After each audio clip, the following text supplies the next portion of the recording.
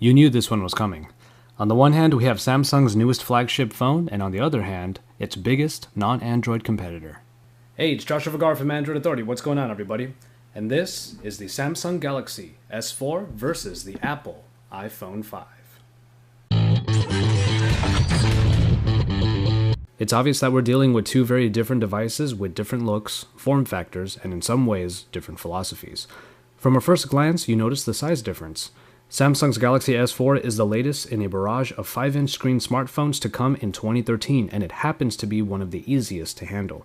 Taking general design and layout cues from the previous Galaxy S3, the S4 has thin bezels around the large screen and adds flat sides to what is essentially the same footprint as its predecessor. Plastic is Samsung's go-to material, and it certainly inherits all that plastic entails. Its shine can get tarnished by fingerprints, and it can get a little slick to the touch. Coming on the opposite end of the spectrum, the iPhone 5 opted for a taller screen rather than an all-around larger size. Its smaller form factor does make it a nimble handler, and with its aluminum finish, it is widely regarded as a good looker. The ubiquitous home button graces the front, with the power button up top and volume rockers under the silence toggle on the side. This is a very flat device aside from the rounded corners, a look that Apple has made rather iconic since introducing the look in the iPhone 4. Samsung's plastic is generally controversial, but what shouldn't be ignored is the ease by which the S4 and its large screen can be handled. If you really do believe that your hand can't handle that size, the iPhone 5 is about as nimble a performer as it can get without being too small. Since the iPhone 5's release, smartphones have been receiving significant upgrades in their displays. Apple's own device was given a boost by including the Retina display that comes in at 1136 by 640 resolution with 326 ppi. It is very much a good performer with nice contrast and color reproduction. As far as the size goes, it was Apple's deliberate decision to keep the screen as easy to handle with one hand as possible. That is certainly the case here. Samsung, on the other hand, has joined the 5-inch screen era with their high-performing 1080p display capable of 441 ppi. With the size increase comes greater capabilities, and that is very true for this Super AMOLED display. It is quite a saturated display experience, with colors really popping out of the screen. For some this might be too much, but it's hard to argue with how this screen makes just about anything vibrant. The 5-inch screen might be a little harder for people to handle, but the S4 makes it as easy as it can possibly be. You will likely need your other hand for just the topmost opposite corner. It's also worth noting that with a larger screen comes easier on-screen controls for gaming. With both screens sporting the proper specifications for their respective size, you get a great experience going either way. Performance typically benefits the later released device. Unfortunately for benchmarks, 3D Mark isn't out for iOS just yet, so I had to go with Geekbench for now. But the outcome seems to be where most of us would expect, with the Galaxy S4 outperforming the iPhone 5. Apple's smartphone sports their in-house A6, a dual-core CPU clocked in at 1.2 GHz. With 1GB of RAM and the PowerVR SGX 543MP3 backing it, this package might be paling in comparison to the powerful bits found in the S4. Samsung's flagship in the West is powered by the quad-core 1.9 GHz beast, the Qualcomm Snapdragon 600, which is backed by the tried-and-true Adreno 320 and 2GB of RAM. It definitely flies through its elements and has rare cases of stutter, though one could still say that about the iPhone. While the actual chips powering these phones are a ways apart, software and rendering optimization is still a factor, and Apple's locked-down ecosystem definitely benefits from it. Android has made its strides to achieve the same with Project Butter, but the bottom line is this. The spec hungry will likely go for the more updated Galaxy S4, though a new user of the iPhone 5 will still find a fast and fluid experience. After all, when you are the only phone that runs your own OS, you better be good at it. When it comes to hardware, we have two different philosophies. The unibody of the iPhone 5 makes it a what you see is what you get device. Not only is its battery fixed, there is no way of expanding the 16, 32, or 64 GB of onboard memory.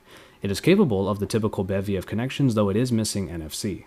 The Galaxy S4, on the other hand, takes advantage of the plastic design by having a removable back. Underneath it is a removable battery and a micro SD card slot. Throw on top all of this the long list of new sensors, and you have a smartphone capable of a whole lot. I do have to mention, however, that the iPhone benefits from an extensive accessories pedigree. While its new docking connector has been rather controversial, it is still possible to use an adapter for the hundreds of accessories already available. Samsung hopes the S4 will follow suit with its own laundry list of accessories and growing third-party support started by the S3. The S4 offers more in included hardware, but if you're coming from a previous Apple device, you might have a better time going with the 5 as it will allow you to continue using the many accessories you may have invested in. Size perhaps matters most when it comes to battery life in this comparison. The iPhone 5 sports a 1440 mAh battery, which is a very low number compared to many smartphone offerings found these days. It is worth mentioning, however, that the A6 processor does its job of being power frugal. It gets a very decent battery life given its battery size, though the end of the day is often a bit of a gamble. We all have friends who have asked that typical question time and again. Anyone have an iPhone charger? The S4 on the other hand has a whopping 2600 mAh battery that can last for up to 2 days with normal to below average usage. Great standby time makes it last, and even then straight usage can get 8 to 10 hours plus. Bring a spare with you and take advantage of the power saving options and you have a phone that can really go the distance. If you need a long-lasting performer, there's no doubt that the S4 bests the iPhone in that sheer amount of time. The camera situation is rather interesting. While the iPhone has been regarded as having great optics that have been used for a few indie films, the Galaxy S3 was able to rival it. Coming in at 8 megapixels, Apple's camera is capable of the panorama and HDR modes. Its picture quality is certainly very good, with good detail and accurate color reproduction, of which the video modes also benefit from. What it lacks, however, are further app features. You get HDR and panorama, but not much else. Not even the ability to change the aspect ratio of your photo. Enter the 13 megapixel performer in the Galaxy S4. It also produces pretty nice photos. In the app you get HDR, panorama, best shot, sound and shot, eraser mode, drama mode, dual recording. You get the picture.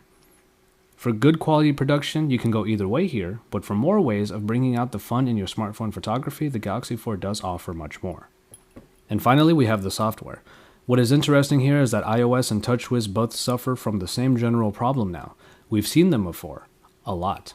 iOS has evolved since its early days, adding features like FaceTime and a notification dropdown originally popularized by Android, but for the most part it has remained the same. It still is a perpetual app drawer organizable by folders and then pages and pages of icons. Multitasking is typically done app by app. It works, though it does take quite a few presses of the home button to achieve. Siri has proven useful in most situations, but is far from the go-to navigation choice for many users. Enter TouchWiz, the uber colorful and bloated UI that people either love or hate. It looks better on the large screen of the S4, but brings with it a ton of new features. Multitasking is still generally reliant on the recent apps function, but multi-window helps you when you really need to do 2 things at once. S-Voice is useful, but just like Siri, isn't completely practical for go-to usage. Now what Samsung has added in, however, are new navigation controls aside a few added applications. Air views give you previews, and air gestures allow you to move around with the wave of your hand. See our in-depth videos for a better look at all of these. It seems that both of these operating systems have come at a crossroads of sorts, becoming generally slightly updated versions of their former selves. Samsung might have added more fun bits in with this version of TouchWiz on the Galaxy S4, but who knows what Apple will have in store for the next iPhone device and OS. Finally, price. Despite the iPhone having been released for some time, its price is still around $700 for the base model unlocked. The same goes for the Galaxy S4 unlocked. On US contract plans, both phones come in at the $199 mark for 2-year plans. And so, there you have it. For a lot of people, this will come down to brand loyalty, but I will say this. If you purchased a lot of accessories for a previous iPhone, the iPhone 5 might still be your best choice. That way, all of those investments will remain relevant. Otherwise, the Galaxy S4 has a lot to love, and a lot of people will have a ton of fun with it. But this is the exciting part. Samsung has really made a splash with their newest flagship device. So guess what? It's your move, Apple. Check out my full Galaxy S4 review or Chris's new features explained video if you haven't already. Subscribe and drop us some likes. Then head over to AndroidAuthority.com because we're your source for all things Android.